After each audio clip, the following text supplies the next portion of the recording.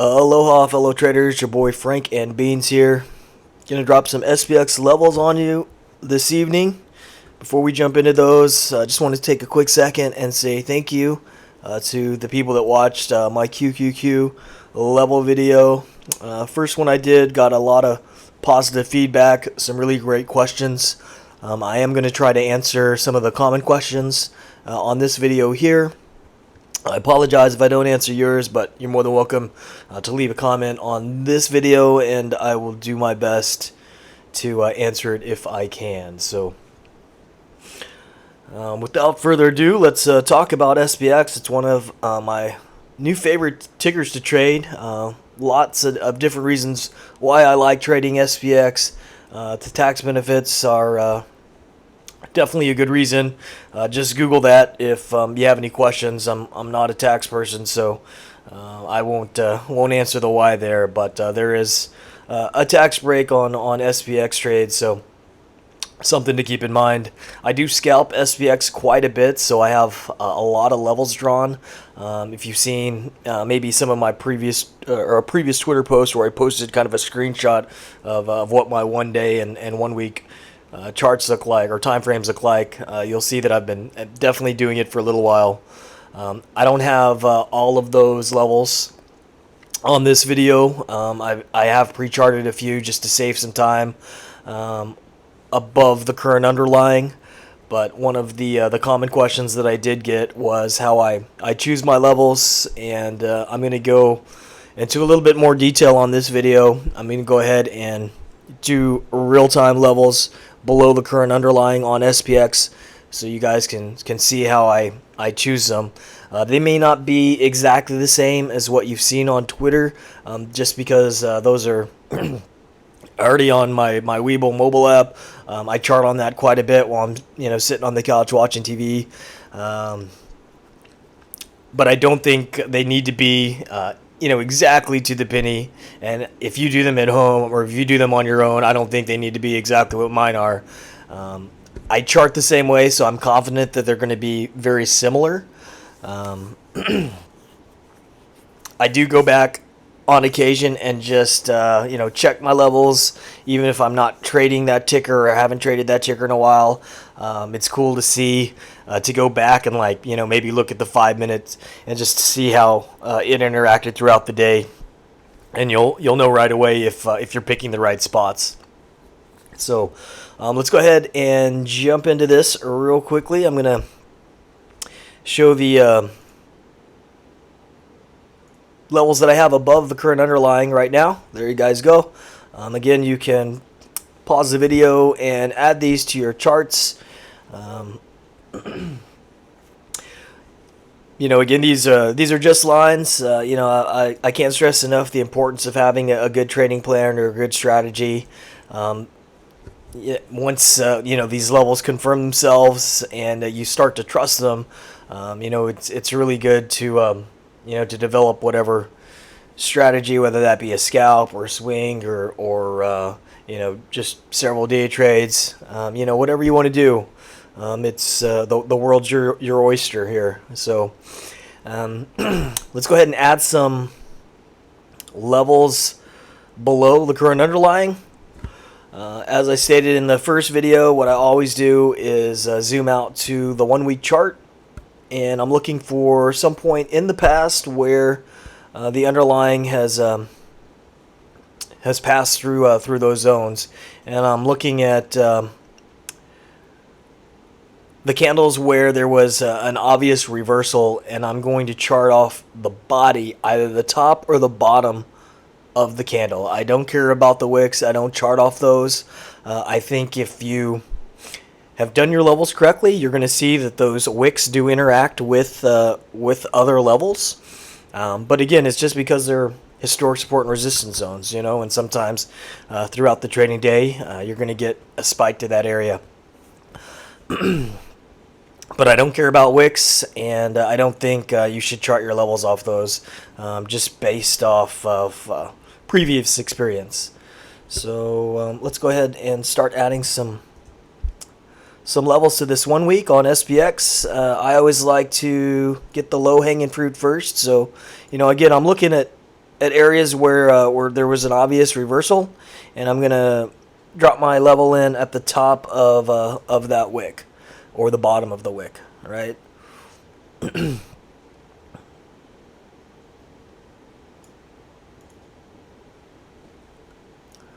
So I think that guy's can go up just a little bit more. There we go.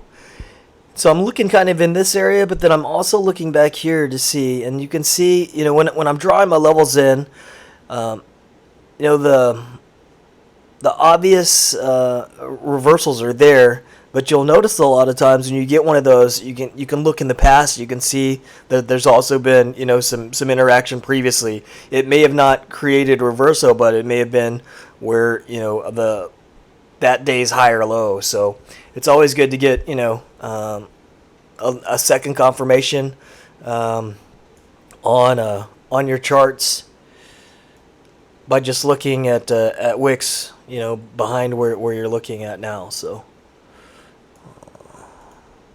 throw in here.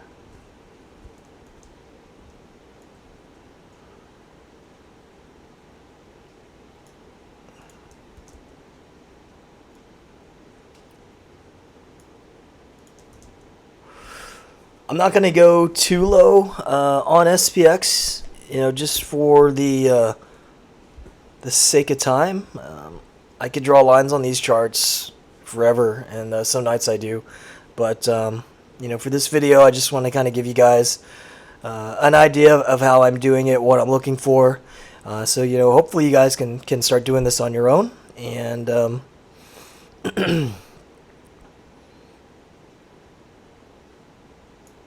and once you you know, kind of know what to look for, it's really kind of easy to set these levels up. And then you don't have to, you know, if you're just practicing, you obviously don't have to take trades. You can just you know, set some levels, watch the following trading day, and just see how the price interacts with your levels.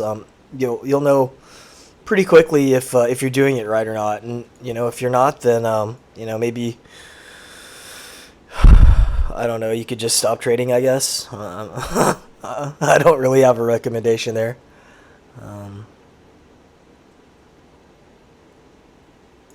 Like this.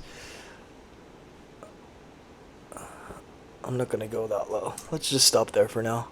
So this is the 1 week. I'm pretty happy with my 1 week lines. I don't think I missed anything super glaring. Maybe right there. Yeah, I'm going to put one right there. And now once I'm done with the 1 week, I'm going to move over to the 1 day. And again, if you want to pause the video here, check these levels out, maybe practice yourself without looking at my levels, and then you can kind of compare the two.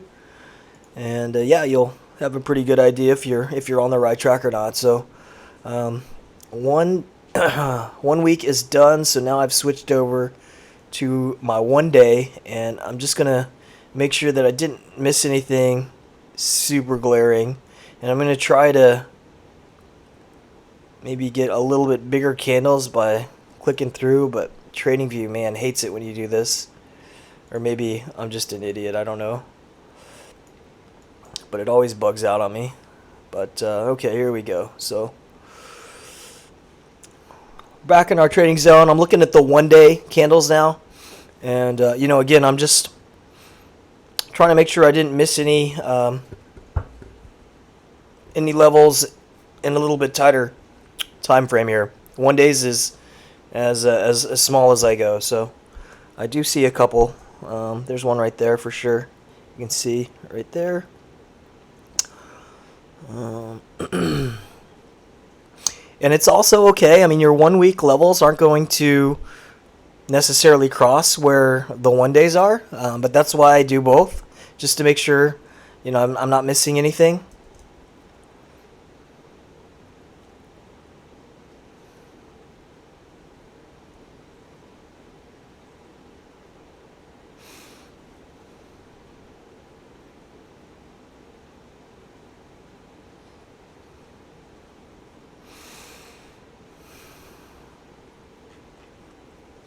That looks good now. So now I'm going to go ahead, switch over to the 5 minute. And again, this is the time frame that I actually actively trade on. So let's see if we can get this to work. Finally, thank you.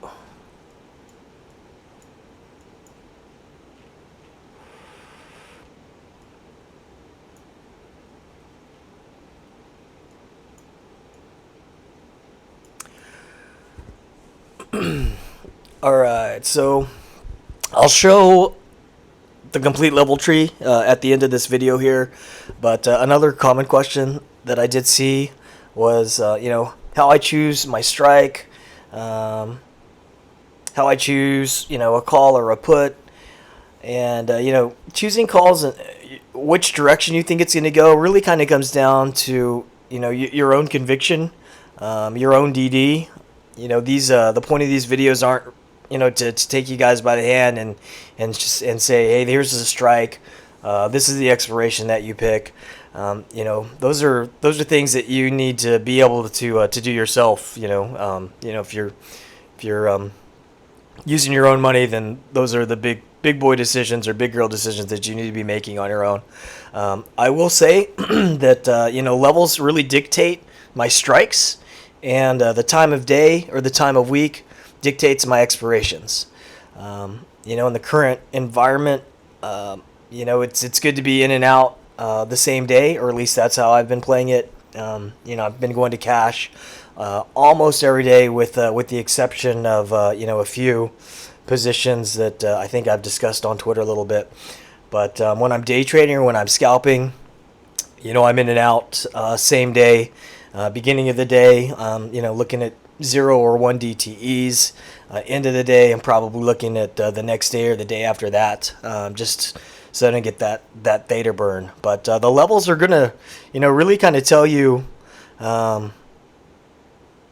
what to do, right? So, once once a candle breaks through a level, and you get a second candle that confirms that it's going to close above that level, that's when I'm looking at the next level above the current level if I'm scalping, or if it's if I think it's going to be a trend day, I may look at 2-3 levels down and be looking at strikes close to whatever that next level is.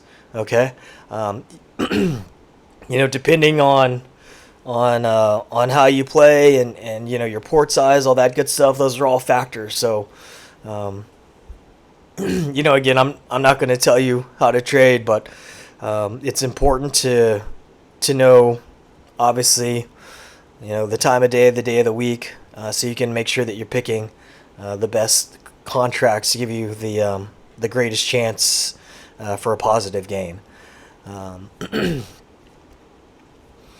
Once the trend reverses, and it should be, again, if you've got good levels in place, you're gonna start seeing some indecision at a certain level. It won't break above it, then you're gonna get a second wick that closes. I always wait until I get a full body of a wick below the level, before I'm gonna act. I say always. There's obviously exceptions sometimes, but that's when I'm looking to open my next position, right? If I don't have conviction in a trade, or if I don't have a lot of conviction going into a trading day, then some days I just don't trade, or I don't take that trade. It's okay, to not trade. It's definitely some of the best trades I've ever taken were the ones that I didn't take, right? Because it reversed or did something that I didn't think it was going to do at the time. Also, sizing's a big deal too. Stop losses and sell orders are important if you're not actively watching it. If I'm not super confident, I'm definitely going to set a stop loss. I vary the percentage of stop loss that I set. It's just a personal thing that I do. I won't really kind of get into the why, but I don't ever set like a round numbered stop loss. That's just kind of a rule of thumb for me. But if I'm not actively watching it, if I want to take a nap or do something else, because it's 3 or 4 or 5 o'clock in the morning here, then I'll most definitely set a stop loss in case some unforeseen reversal happens. Which does from time to time. But I think if you've watched like the QQQ levels that week, as long as you've given yourself enough time for that next level to hit, depending on what direction it's going, I'm always very confident that I'm going to see that at that level, at some point in the day. So.